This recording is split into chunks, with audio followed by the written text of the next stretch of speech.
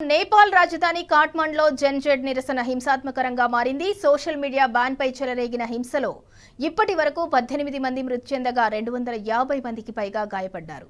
మృతుల సంఖ్య మరింత పెరిగే ఛాన్స్ కనిపిస్తోంది. దేశంలో సామాజిక మాధ్యమాల నిషేధాలపై కేబినెట్ అత్యవసర సమావేశాన్ని ఏర్పాటు చేసింది.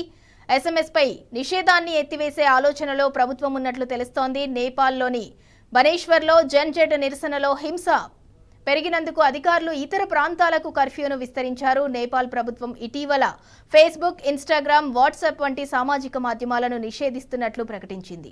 నకిలీ ఐడీలతో సోషల్ మీడియా వినియోగదారులు ద్వేషపూరిత ప్రసంగాలు, నకిలీ వార్తలను వ్యాప్తి చేస్తున్నారని ప్రభుత్వం పేర్కొంది. కొన్ని ప్లాట్ఫామ్ల ద్వారా మోసం, ఇతర నేరాలకు పాల్పడుతున్నారని వెల్లడించింది.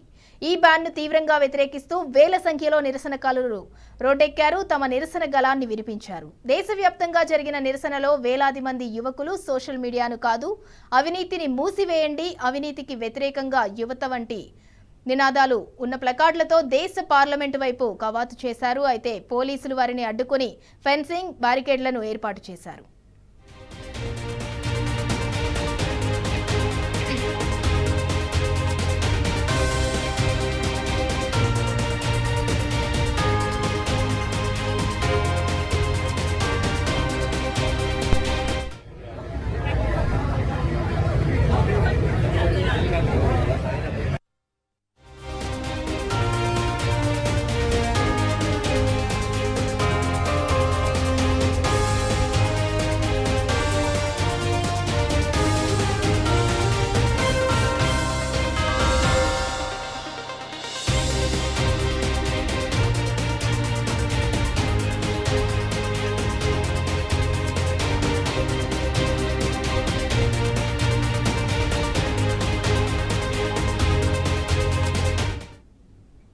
అప్పటికీ యువకులు ఆగకుండా నినాదాలు చేస్తూనే ఉన్నారు. పరిస్థితి చేజారటంతో ఆందోళనకారులను చెదరగొట్టేందుకు భద్రతా బలగాలు రంగంలోకి దిగాయి.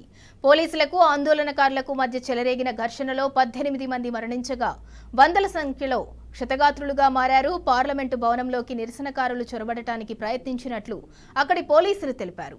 తప్పనిసరి పరిస్థితుల్లో నిరసనకారులను చెదరగొట్టడానికే టియర్ గ్యాస్, రబ్బర్ బుల్లెట్లు ప్రయోగించినట్టు చెప్పారు.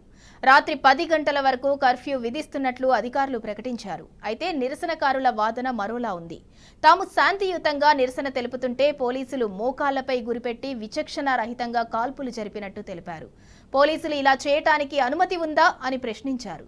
కాఠ్మండ్లో సోషల్ మీడియా బ్యాన్ పై నిరసనలు చెలరేగటంతో ప్రభుత్వం ఎలాంటి యాక్షన్ తీసుకుంటుందో అన్నది ప్రశ్నార్థకరంగా మారింది.